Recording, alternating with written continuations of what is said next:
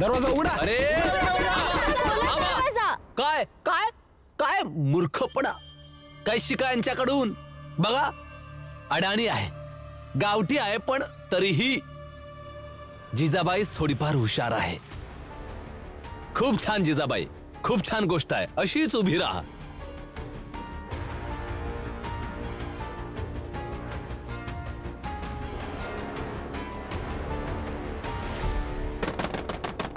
दरवाजा उघडा. भाऊ ही तर महामूर्ख निघाली.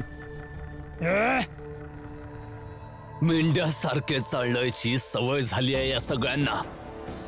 ओरडा ओरडा ओरडा, होय तेवढे ओरडा, पण दरवाजा उघडणार नाही.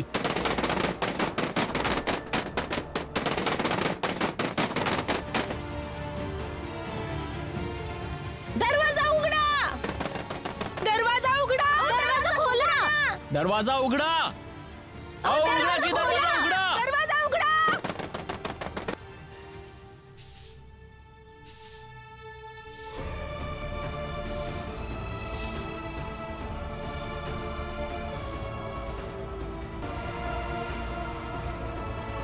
होय अरे इकडेच थांब. पुढे कुठे चाललाय? दिसत नाही साफसफाई चालू आहे. हा ठीक आहे, पण आता मला जाऊ द्या, मला हॉस्पिटलला जायचंय. दुसऱ्या कोणत्या तरी रस्त्याने जा. ठीक आहे, तुमच्याशी भांडण्याचा वेळ नाहीये माझ्याकडे, मी एका कडेने जातो. रस्त्याच्या बाजूने पण नाही जाऊ शकणार. हा पूर्ण परिसर साफ होतोय. का नाही जाऊ शकणार? करा ना साफ, मी तुम्हाला थोडी थांबवतोय. तुम्ही सुद्धा मला नका थांबवू. तुझ्या लक्षात नाही येणार भीमराव.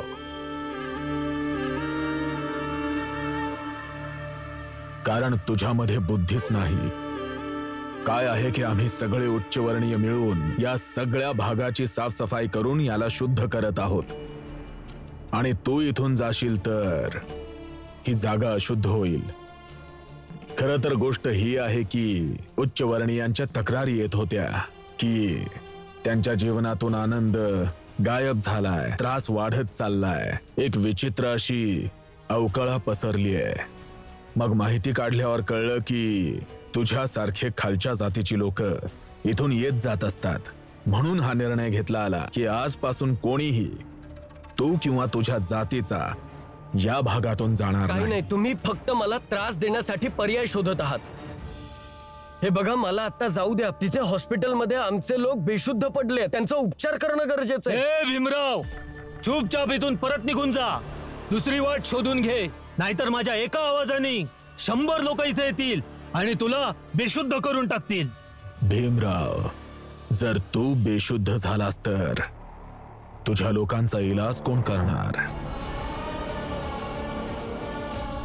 इथे वेळ वाया घालवण्यापेक्षा मी कुठल्या दुसऱ्या मार्गाने गेलेलं बरं असेल. भीमराव, इथूनच सुरुवात झालीये तुझ्या मागे वळून पळण्याची, तुझ्या हरण्याची आणि आमच्या जिंकण्याची.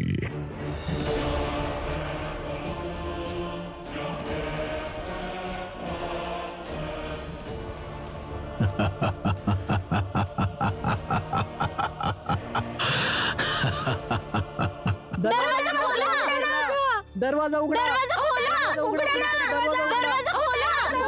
दरवाजा खोला. आनंद, रमा, लक्ष्मी, हा भीम अजूनपर्यंत आला नाहीये. मला तर असं वाटतंय की आपण समजे जाऊयात आणि दुसऱ्या डॉक्टरला घेऊन येऊयात. ताई, तुम्ही इथंच थांबा, आम्ही येतो लगेच. चला. चला.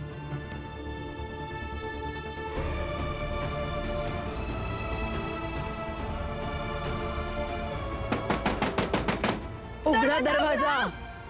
दरवाजा उघडा. दरवाजा उघडा.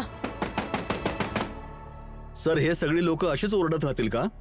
ओरडू दे, यांचं काम आहे ओरडणं, भीक मागणं. म्हणून आपण काय भीक देत राहायची का? बरोबर पण आहे सर. उपचार तर काय भीक म्हणून तर दिले जाणार नाहीत. परंतु सर, भीम आणि त्यांची काही लोक दुसऱ्या डॉक्टरला शोधायला गेलेत. जर कुठून कोणी येऊन उपचार करून गेलं तर हे सगळे म्हणून आपल्याला खूप त्रास देतील. असं नाही होणार. डेव्हिड सरांनी याचा सुद्धा काहीतरी उपाय शोधून ठेवला असेल. डॉक्टर साहेब चला ना माझ्यासोबत. तिथे सगळेजण बिमार आहेत, पाणी पिऊन बेशुद्ध झाले आहेत. तिथे लोकांना तुमची खूप गरज आहे. ते हॉस्पिटलवाले दरवाजाही उघडत नाहीये. उपचार तर दूरची गोष्ट आहे. चला ना माझ्यासोबत प्लीज. हात जोडतो मी, चला ना. थांबा, मी सामान घेऊन येतो.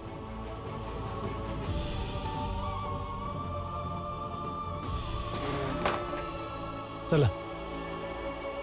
थांबा. तर डॉक्टर कुठे चालला आणि तेही ह्याच्या सोबत? आपण कोण? दिसत नाहीये का? इंग्रज ऑफिसर. आणि एवढी ताकद आहे की जर मला वाटलं तर तुझा पेशंट तपासून बंद करू शकतो. तुझा बिझनेस बंद करून टाकेन. सांगतो आहे, शांतपणे घरी निघून जा आणि या भीमरावला आहे त्या परिस्थितीमध्ये सोड. हे बघा सर, तुम्ही यांचं म्हणणं अजिबात ऐकू नका. यांची हीच इच्छा आहे की आमच्या जातीतले लोक मरून जावे. तुम्ही या ना माझ्यासोबत, या. ऐकलं नाही का? चुपचाप आपल्या घरी निघून जा. हे बघा सर, माफ करा. यांच्याकडे तर कारण देखील आहे मला सोबत घेऊन जाण्याचं, पण तुमच्याकडे कुठलंच कारण नाहीये मला इथे थांबवण्याचं. आणि जर मी यांच्यासोबत नाही गेलो तर माझ्या प्रोफेशनचं काय होणार? आय एम सॉरी सर, पण मला जावंच लागेल. चला. धन्यवाद. चला.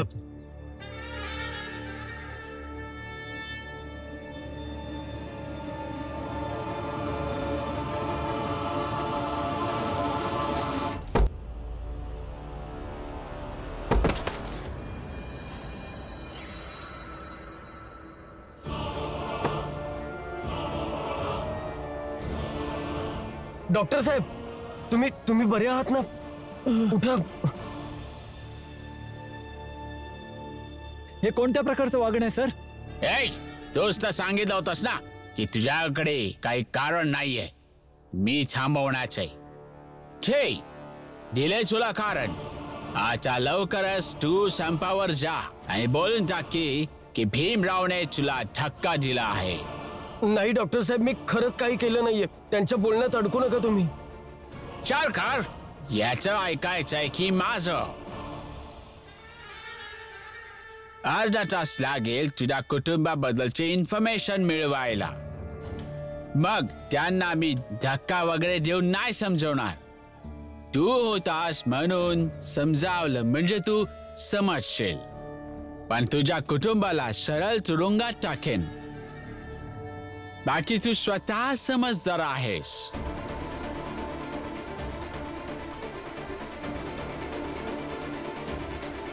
डॉक्टर साहेब, माझं म्हणणं ऐका. विश्वास ठेवा, मी तुम्हाला काही होऊ देणार नाही. तुम्ही फक्त माझ्यासोबत चला. तिथे आधीपासूनच लोक बेशुद्ध पडले. जर तुम्ही आला नाहीत तर माहित नाही काय होईल त्यांच्यासोबत. हात जोडतो, चला माझ्यासोबत. हे द्या माझ्याकडे. डॉक्टर साहेब थांबा. मी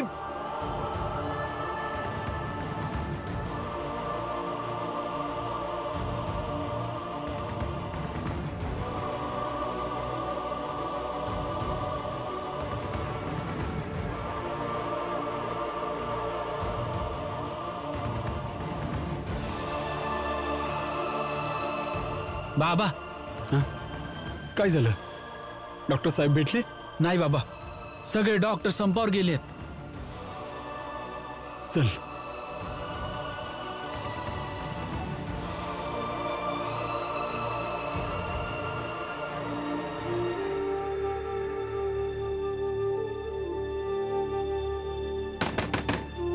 दरवाजा उघडा. दरवाजा खोला. उघडा दरवाजा. मी तुमच्या समोर हात जोडते, पाया पडते. दरवाजा उघडा.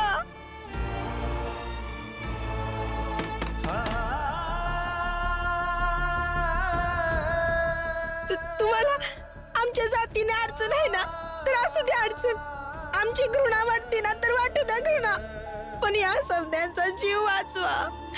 दरवाजा उघडा. उघडा ना दरवाजा. दरवाजा उघडा.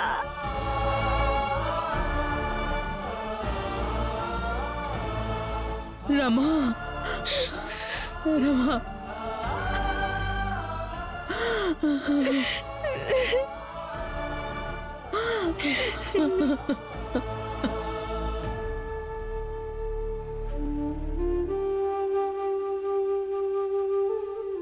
भीम, डॉक्टर मिळाले?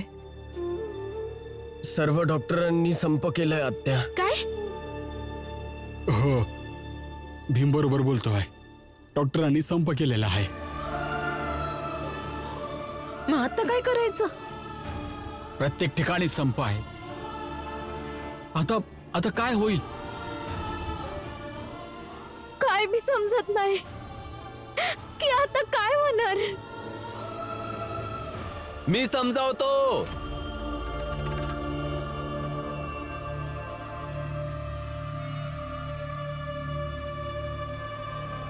दरवाजा उघडायचा आहे. हा, उघडून देतो दरवाजा.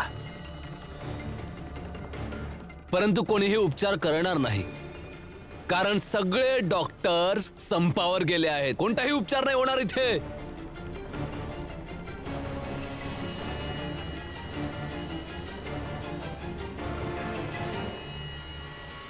तुम्ही लोक माणसं आहात की दगड? इथे लोकांचा जीव जातोय आणि तुम्ही तुमचं वैर जपत आहात.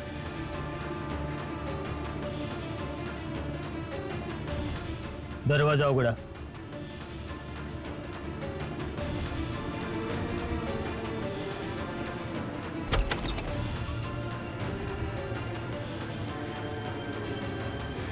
या, दरवाजा उघडला. आता काय कराल? डॉक्टर उपचार नाही करणार आहेत.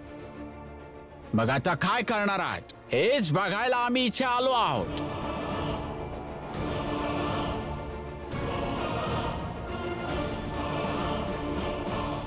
तुम्ही समधित पाप करत आहे आणि पापाची शिक्षा नक्की मिळते. हा हा हा, आमच्यासारख्या पुण्य आत्म्यांना कधीही पाप लागत नाही. पापी आम्ही लोक नाही, पापी तुम्ही सगळे लोक आहात. हा भीमराव, याने डॉक्टरला धक्का देऊन घायाळ केलं. केवढे मोठे पाप. मग सगळ्या डॉक्टरांनी बंद पुकारला. हे पाप या भीमरावने केलंय. याला याची शिक्षा नक्की मिळेल. खोटं बोलत आहात तुम्ही प्रचंड देवजी. खरं काय आहे खोटं काय आहे त्यावर लक्ष नको देऊस. ही जी समस्या आहे त्याकडे लक्ष दे.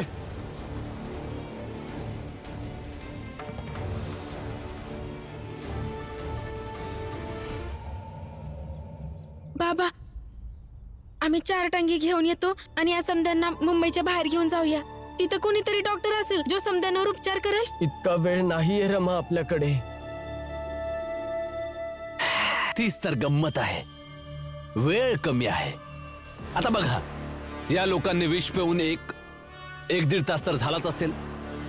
आता तर परिस्थिती अशी असेल प्रचंड देवजी की एवढ्या वेळामध्ये तर यांच्या श्वासाची देखील उलटी गणती सुरू झाली असेल.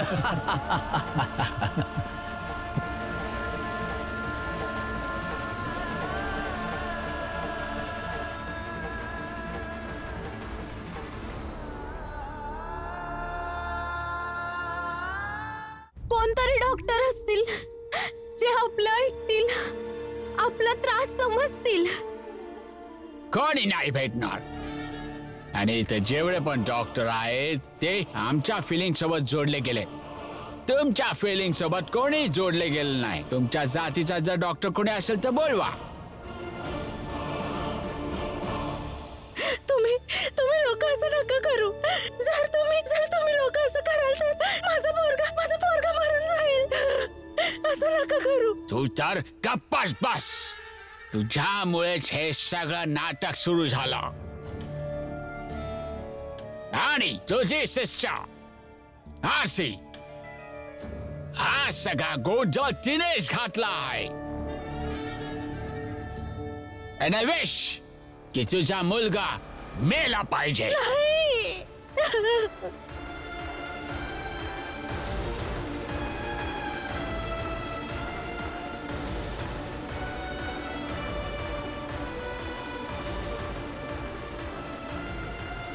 बाबा, मला असं वाटतंय की आधी या सगळ्यांना हॉस्पिटलच्या आतमध्ये घेऊन जाऊ, मग नंतर बघूयात काय करता येतं. अरे काय होणार हॉस्पिटलच्या आतमध्ये जाऊन?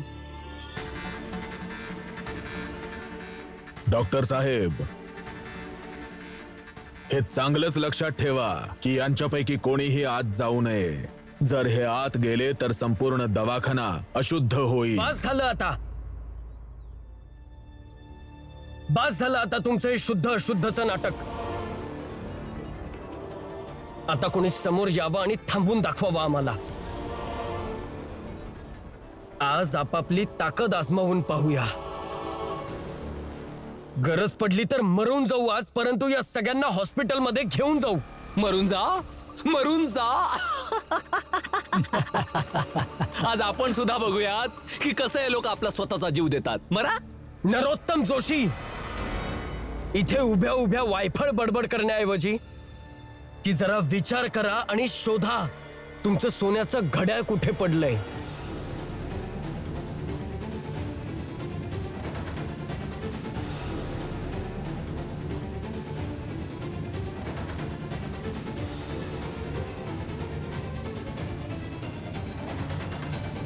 चला बाबा, चला. घड्याळ.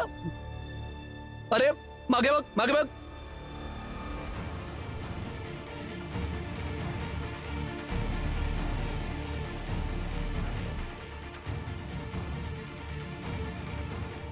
बाबा तिथे ठेवूया. बेड सरकव, बेड सरकव. अशुद्ध होईल, अरे अशुद्ध होईल. लक्ष द्या, कोणीही बेडला टच नाही केलं पाहिजे. बाबा, बाबा खाली ठेवूयात. आपल्याला उपचाराची गरज आहे, यांच्या बेडची नाही. या ठेवा इथे. प्रचंड देवजी, माझे माझे सोन्याचे घड्याळ, माझे घड्याळ कुठे पडले असेल? कुठेच नाही पडलेली. ती या भीमरावकडेच आहे, म्हणूनच तो हे सगळं बोलतोय. भीमरावच्या जवळ, भीमरावच्या जवळ, भीमरावच्या जवळ माझे घड्याळ आहे तर म्हणजे अजून मोठी समस्या झाली ना. म्हणजे त्या घड्याळाला आपल्या विरुद्ध पुरावा म्हणून वापरू शकतो तो. नाही नाही नाही, काहीतरी करायला हवे. चला या, चला या, तुम्ही सगळे या लवकर या. नरोत्तम, थांब. अरे लवकर अरे लवकर अरे चला. काय झालं? चला चला. अरे थांब, एवढा घाबरतोयस कशाला? या असा का वागतोयस? त्या भीमरावकडे माझ्या विरुद्ध पुरावा आहे. बघितले ना तुम्ही सगळ्यांनी. घड्याळ त्याच्याकडे नक्की त्याला तळ्याकडे सापडलं असेल. त्याने ते घड्याळ स्वतःकडे ठेवले आणि कदाचित त्याने माझ्यावर केस केली तर? अहो, ते घड्याळ माझ्या विरुद्ध पुरावा बनेल. कोर्टामध्ये केस केली तर मी तर गेलो. काही नाही होणार, काहीच होणार नाही. अरे होणार, जर त्याने केस केली तर? तुला जे करायचे ते कर, तो कायच करून घे. नरोत्तम, आपण कित्येक लढाया लढलोय, एवढं का घाबरतोय? हो प्रचंड देवजी, लढलो असेल लढाई एकत्र, परंतु ही वैयक्तिक लढाई आहे. सामाजिक लढाई असती तर जिंकलो सुद्धा असतो. परंतु या भीमरावने याला कायदेशीर लढाई बनवली आहे. आणि हे तुम्हाला सुद्धा माहिती आहे की जेव्हा त्या भीमरावने कायदेशीर लढाई लढली आहे तो जिंकला आहे. भीमराव आणि कायदा जेव्हा एकत्र येत असतात प्रचंड देवजी, एक मोठी ताकद बनतात. याच्याऐवजी तू असा विचार का करत नाही की तिकडे जाऊन आपण तमाशा बघूया की भीमराव डॉक्टर शिवाय ट्रीटमेंट कशी करवतो?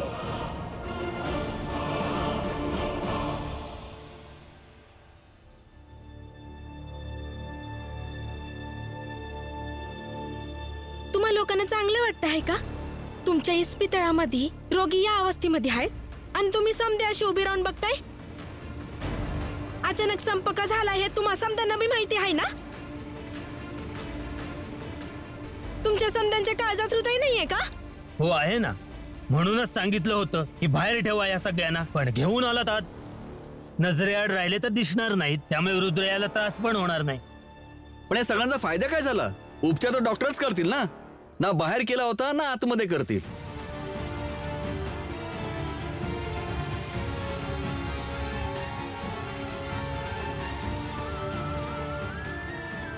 वेळ खूप कमी उरलाय.